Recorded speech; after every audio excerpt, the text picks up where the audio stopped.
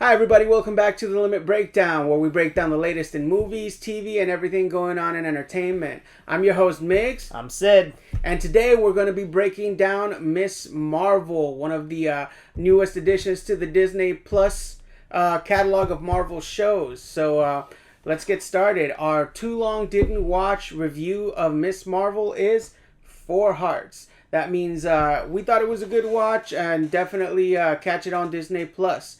So, stay tuned after the intro for our full thoughts and reviews on the latest Disney Plus MCU entry, Miss Marvel.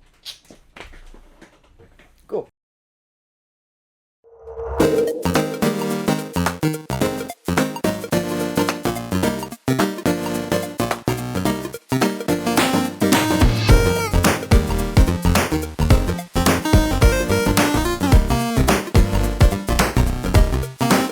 Welcome back, everybody, to the Limit Breakdown. Today we're going to be reviewing Miss Marvel on Disney Plus as a series. Now the series has ended, Migs. What did you think of it? I really enjoyed it. Yeah. It was definitely lighter in tone than some of the other series. It didn't have. I thought that we might see a little bit more connectivity, but I really kind of enjoyed what they did with it. It was very much centered on the one character, centered on her, a proper introduction to her. I'm a huge fan of Kamala Khan. Kamala Khan. Kamala Khan. Kamala Khan. Okay. Yeah. Yeah. Anyway, sorry. Kamala Khan. She's one of my favorite newer additions into the Marvel lore. And I think that the things that they did with her worked for the MCU. Getting right into the meat and potatoes of it. She's a mutant. Like, what? In the comics, she's an Inhuman. Yes. In the comics, she is an Inhuman. And so, I don't think that they are going to be going or doing much with the Inhumans in the MCU anymore. So, I think giving her an into... to me, it made more sense for her to be a mutant than it did for her to be an Inhuman to begin with. So, I feel like that's a positive change. I really enjoyed that. But then... having her powers that have been, because in the comics, her powers are more like, it's almost kind of like a Mr. Fantastic thing. It's very much like Mr. Fantastic to a certain degree, but yeah. she has like a little bit of like Ant-Man type powers where she can like grow big and grow small, but on her own will rather than with a device. Right. Whereas with this, they gave her the bangle that. The bangle is not the source of her power, but it basically like unlocked her potential or whatever. And they're more like cosmic based. Like it almost looks like crystals around like her fists, and she's able to do like the projectiles with it. So I thought that was cool. Yeah. So I am torn. I'm gonna talk about first as to just a TV show as a Marvel person. What I liked. I agree with you. I think it was a really good show, very lighter tone compared to the rest of the ones. I think overall the show was a lot stronger than the other Marvel ones. Not only because of lighter show, but like the story kept going. Especially with all the characters and everything that's happening. Her powers, yes, they're kind of different very different from her comic book origins, but I still think that they did play it off very well. That it is a little bit more cosmic, and the bracelet unlocks the power. I don't know how I feel about her being a mutant. I think that scene was awesome, and he's like, "This is a little bit more mutation," and they stopped it. Right, just that like 1 second stop. I thought that was very clever. I don't know how I feel about it. I think I agree with you that because the Inhumans in the MCU are kind of dying off, so I can see it. But as far as that goes, I'm not so sure. Now, here's a flip side. I am biased because me being from India and her family in the show being from Pakistan, there's a lot of huge cross-culture stuff. So a lot of the stuff they were doing and saying, especially the songs they were playing, that's what I grew up with. And like, so her mom being like, you cannot go to a party, right? Like that, I saw my parents doing that to me, especially like, so they speak Urdu, which is a parallel language to Hindi, which I speak, so I could understand a lot of it, especially when they had the songs and stuff like that. I was like, I see me doing this. Yeah. If I had superpowers, I can see my parents being like, oh my god. Especially when she's going to con, and her dad dresses up as Hulk, but it's like an Indianized Hulk, and I'm like, it's cringy, but I get it, and like I understand. So I did appreciate that part of the show. Now again, I'm biased towards it, so I enjoyed it. Yeah. But as far as that goes, that was one of the reasons I enjoyed the show. Yeah. Well, I appreciated the fact that they had a lot of scenes in Pakistan. Yes. They gave a lot of context. I never knew anything about the situation, the separation, the separation, Yep. So like I actually went and researched a little bit of it. So from that aspect of it, exploring a little bit more into world history. That's nothing but a net positive. Yeah, then that's an actual world history event that happened, not something that was in the MCU. Even Linda, when she was watching it, she's like, I had no idea. Yeah, I was like, it was in one chapter in your world history book in like 9th or 10th grade. Yeah. So it was a very real thing. Obviously, I didn't live through it. Yeah. My parents didn't even live through it. It was my grandmother lived through it. Yeah. But she was on the Indian side. Yeah. So she never had to do the migration. But yeah, that was 100% very real. There's a lot of things in the show that were. So the actor that the character, I forgot that when they go to Pakistan, and. What's the boy's name that helped her? The Red Scarlet. Yeah, the Red Dagger. Red Dagger. So his master. He's actually a super famous Indian actor. Oh, okay. In India, he's been in a lot of Indian movies. Like very famous actor in India. So I was very happy to see him in the movie. Yeah. Kamala Khan's mom, the lady who played her, she's a super famous actress in India. Like very famous. Yeah. So I'm very happy that they brought in those actors from that side of the world instead of just, they could have been actors here as well, but I thought that part, it touched me a lot more. Yeah, I think they did a very good job with the representation, and kind of touching a little bit on the side of this, I want to give credit to Marvel for how delicate they have been with other cultures. We've seen it in this. We've seen it in Black Panther. They're showing some love to Central and Mesoamerican with Black Panther 2. With Namor. Namor, yeah. They actually, they changed his backstory too. He's not Atlantean anymore. Yeah, he's Mayan or something. Yeah, like that, right? yeah. He has that descent, South American descent. So it's more Mesoamerican. I want to give credit where credit is due. They've done a fantastic job of carefully and lovingly introducing aspects of different cultures that maybe American audiences haven't been privy to before, and doing it in a very well mannered. Yeah, in a non-exploitive way. Yeah, very well mannered. Yeah, so I agree with you there, and I think they did a really good job, especially with Miss Marvel and the whole migration separation thing that happened. So I think that part itself was really good. So switching gears to the show itself, what did you think about the side characters, and especially the antagonist that was the I was gonna say kaiju. Clandestines. Yes, the clandestine. I was gonna say kaiju. They're not giant monsters. The antagonist being the clandestines, and her turning out to be a jinn. Her family turning out to be a jinn. What did you feel with that? So 3-part question. Yeah. So it was weird and different, because what they've been doing a lot now is I guess introducing more of like the Marvel's version of the world mythology. So by them even bringing into that aspect, because I think in Indian culture, if I'm not mistaken, the jinn are like demons, right? Yeah. Yeah.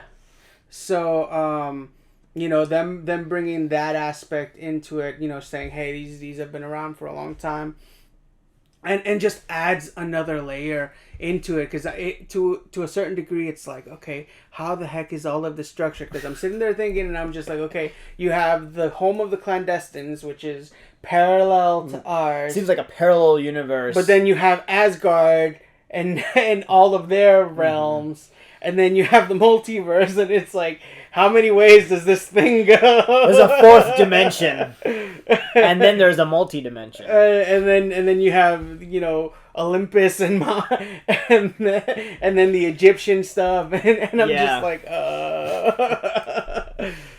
Yeah, I agree. But you know, with them making Kamala a mutant, cause that also came left field for me, because I thought they were leaning into this Jinn stuff and the clandestines and all that. But I mean, you know, it's obviously like they had to give her some type of antagonist. They had to give her, you know. I see that Marvel's going towards a lot more mystical stuff now, rather than, you know, phase 1 and 2 and 3 definitely were more cosmic, and, you know, the Infinity Stones, powers, abilities, and then now, well, not the abilities, but now it's more mystical stuff, especially with Spider-Man, Doctor Strange, even Thor coming out, Miss Marvel now being released. It's going definitely more in the mystic side in this rather than anything else, and definitely more spiritual side, not actual spiritual per se, but you know what I mean.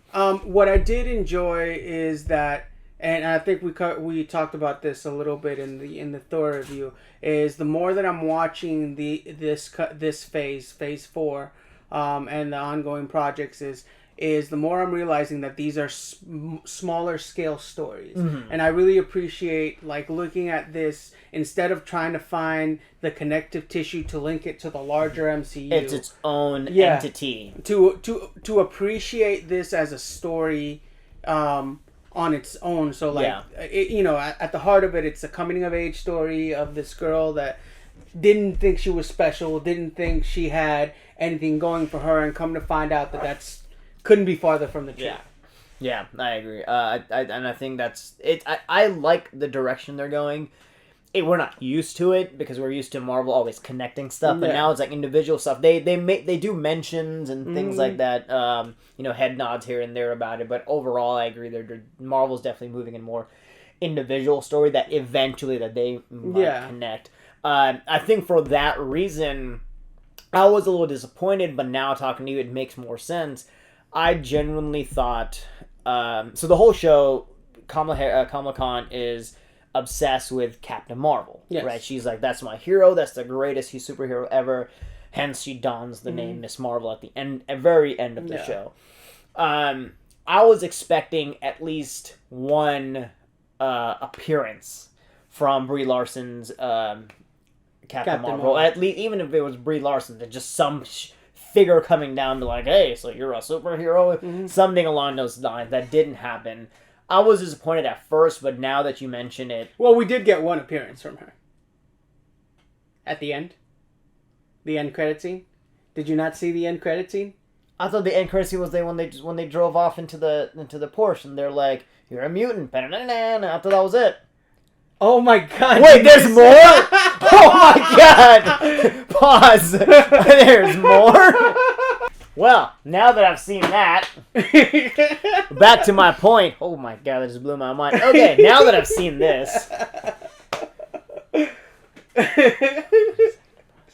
What just happened? So she switched bodies with her, I guess? I don't think they switched bodies. I think they just got transported to opposite locations. So wherever Miss Marvel was, Kamala got sent there. And the vice versa. Wow, that's crazy. It looks like it was through the power of... Well, because you know, the bracelet's supposed to be a Kree artifact, if I'm not mistaken. And they did mention in the show that there's 2 of them. Yeah. So now I'm thinking either Brie Larson's Captain Marvel has now found the other bracelet or something along... Because they never actually mentioned in the show what happened to the second to the other one, you're right. The other bracelet. Could be that. And the person that they... took the bracelet off of the clandestines was blue. Was a blue, yeah. So it was a Kree, assuming, Yeah. Wow. That. Well then. Now my mind is going crazy. Okay, going back. The clandestines. The one thing that I thought their plot was really well. Especially the more you watch the show, the more you understand. Mm-hmm. But the initial reason for them to start attacking Kamala did not make sense. Mm-hmm. And here's why.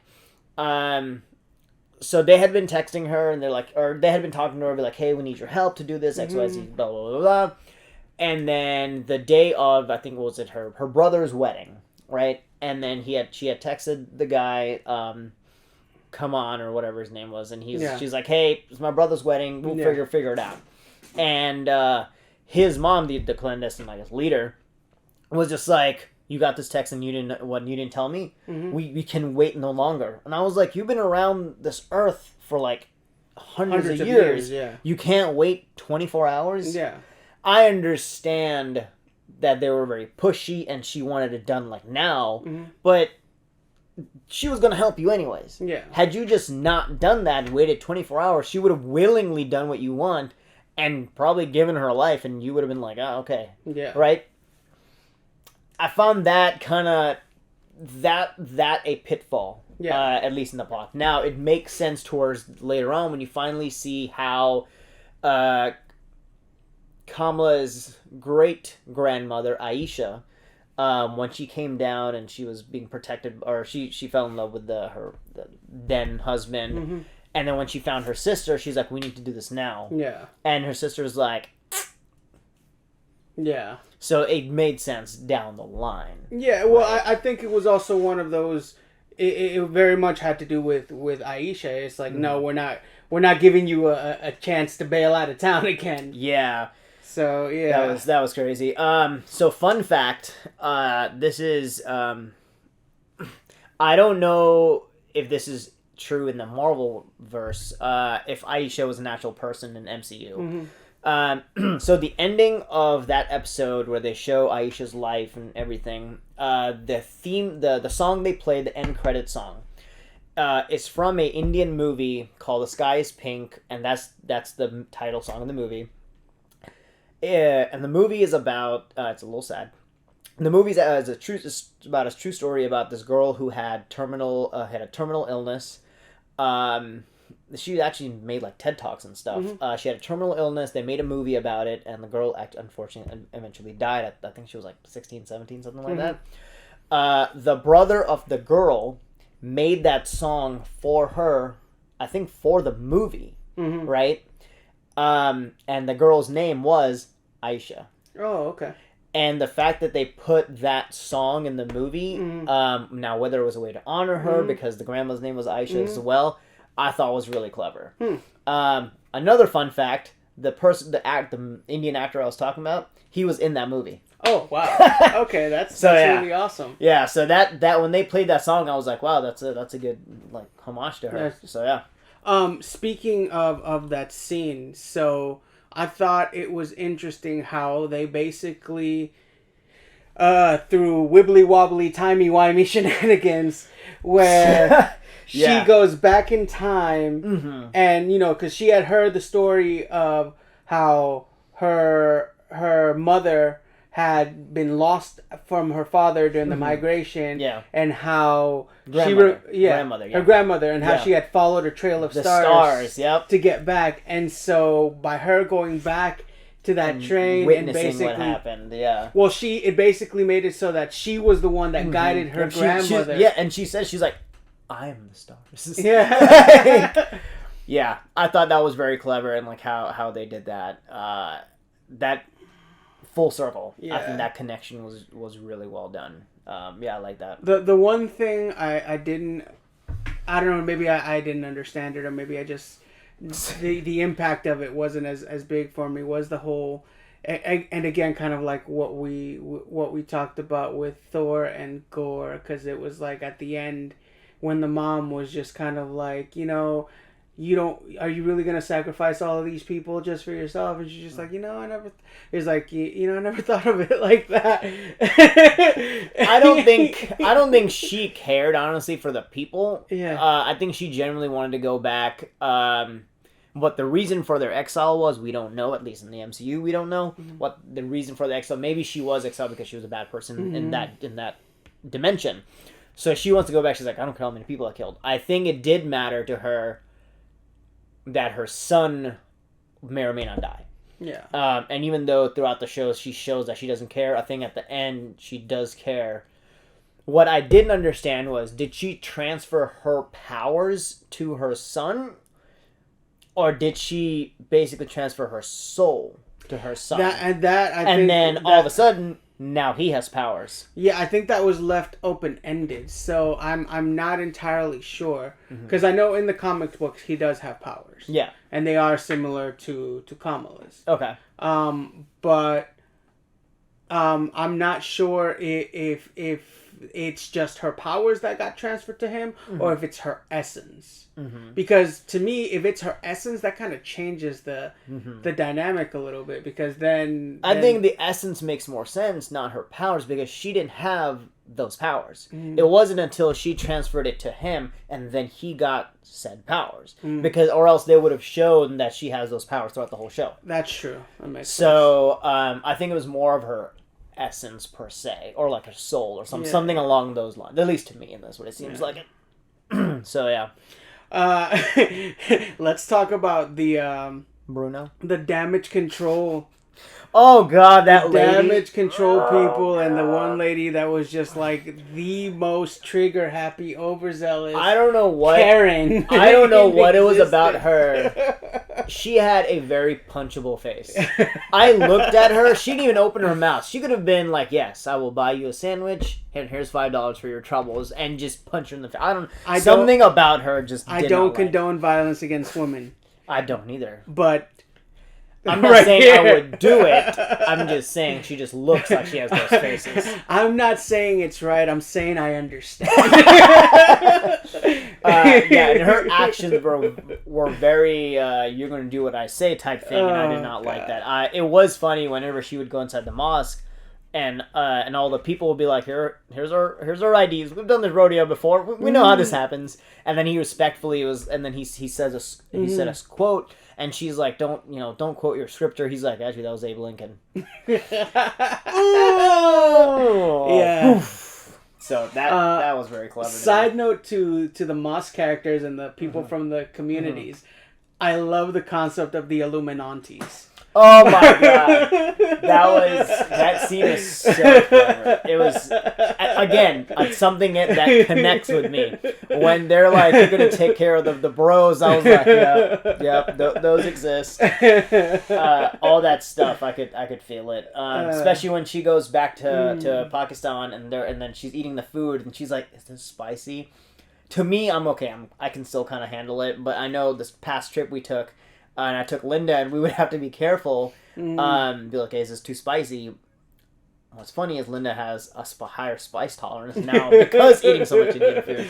But that was very clever because I know a lot of my cousins, when they go back, they're like, we can't do that one spicy. It's a different type of spicy in those countries. Her friends, Bruno, the whole time they kept calling him, what was it? Brian. Brian. Like, he kept calling him Brian. His name was Bruno. He's like, he knows my name. I thought his character was very strong. He basically was like their Iron Man type. Yeah. He's like, what do you know about all their tech, dimension stuff? And he's like, oh yeah, dimensions. I know this really easy, stuff like that. And then her best friend, who wants to be the political leader of the mosque. I thought that was very clever. I think they showed the interaction between Kamala and Bruno, like they're kind of love interest type thing, a little too early. I felt like they should have like slowly showed it rather than immediately first episode. Yeah. And that created kind of like a negative dynamic throughout the whole thing, especially when the other guy, Cameron, came in and he's like, well, I'm jealous already, and we're like, you guys almost had a moment. Yeah. I mean, I don't know. I feel like even if they didn't explicitly even if they didn't point at it explicitly like they did, I feel like that tension was there from the get-go. Yeah. Yeah, I agree, but to me, I just felt like it was a little too early. They should have done it throughout the show. And then what was the girl that she saved that ended up being like the TikTok Oh person? yeah, no, it was like one of the popular girls from the and school. She turned out to be a huge nerd. Yeah, and just like she's like I can use my TikTok as influence. And I was like, wow, look at you coming in clutch. And they set up a Scooby-Doo House of Horrors for the damage control agent. Oh, man, that was so clever. Yeah. God. It was awesome. Overall, I think it was... I enjoyed the show. Overall. So, originally, before I finished watching the show, I watched the first two episodes separately, and then I waited for the rest of them to come out. And I was a little hesitant to go back in at first because I started hearing a bunch of negative commentary. And, as I actually finished the series, like, I was like, oh man, like, I don't have that same relationship that you do. Obviously, there's a cultural element there, but there are still some aspects that resonated with me, some of the familial relationships, some of the closeness, and stuff like that. So that definitely hit a different nerve for me, and I appreciated, being introduced in different aspects to a culture that I'm not familiar with, and I thought that was great. So overall, for me, it was a great watch, and I look forward to more. Now that you've finally seen that cutscene, so they're teasing up some more stuff for the Marvels. Now it makes sense what's going to be in the Marvels. So it's gonna be interesting to see what they do going forward with it. So I'm pretty excited. Did you have any final thoughts that you wanted to throw? No, I mean overall, I think it was an enjoyable show. I still rated. What was it? We rated a 4. I solid 4. For me, obviously, it was different reasons. Overall, I think it was a good show, but obviously, culturally, it connected with me a lot more. I love the show. Very light, with a good, serious undertone. Obviously, they had a few pitfalls here and there, but I don't think it was overpowering enough to make the show bad. Yeah, it definitely wasn't perfect, but I like I said, I like the aspect of a coming of age origin story, and it gave me very much. And I think we might have mentioned this in our episode 1 review, but it gave me very much like a Spider-Man high school vibe. And then we had talked about it before, just like the little artsy takes that they did with the text, and some of the transitions were really well how done. they did the text was very clever. It'd be like the light switch or like the neon signs or things like that, the clouds. I thought the text messages, how they did that was very good. It's definitely had a lot of potential. Look forward to another season of it. So, yeah. Cool. All right. Well, thank you guys for sticking with us as we reviewed this. We appreciate you, and we'll catch you next time. If you like our videos, please subscribe and hit the like button.